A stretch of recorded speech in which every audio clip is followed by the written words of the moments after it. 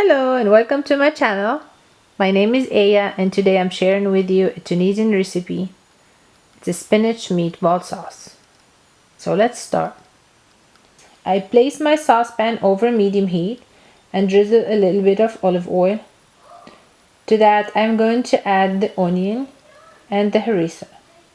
Cook for 2 to 3 minutes until the onion change color. And to that I am going to add my spices, the tomato sauce, and the tomato paste. By the way, all the ingredients will be listed down below the video in the description box. Once they start boiling, I'm going to reduce to medium-low heat and let it cook for 10 minutes.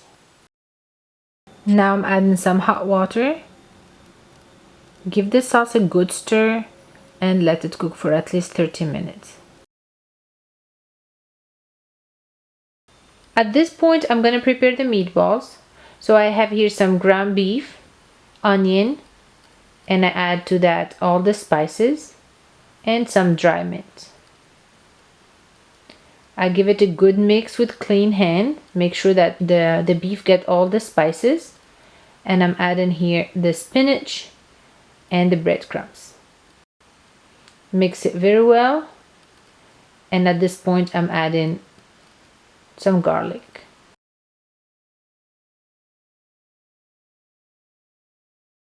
Now I'm going to start prepare the meatballs. I make them a little bit big, but the original recipe is calling for very small meatballs, so when you use the bread to eat the sauce, you can just take one meatball in the bread, but it's up to you. Now the sauce is cooked, I'm adding all the meatballs. Don't touch them, just throw them there in the sauce. Here I have all the meatballs in the sauce. I just cover without touching anything and just let it cook for a couple minutes.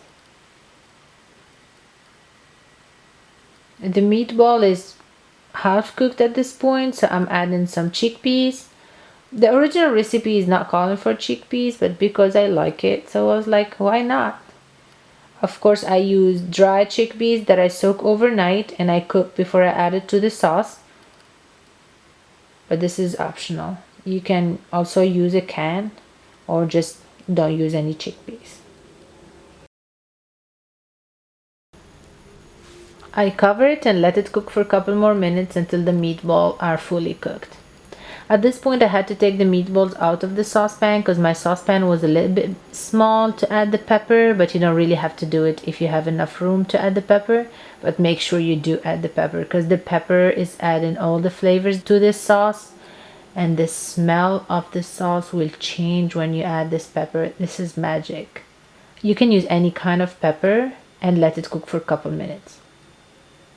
Now that everything is ready, I put back the meatballs in the sauce. Just let it cook for 2 to 3 minutes so it get all the flavors from the pepper, and then the meatball sauce is ready.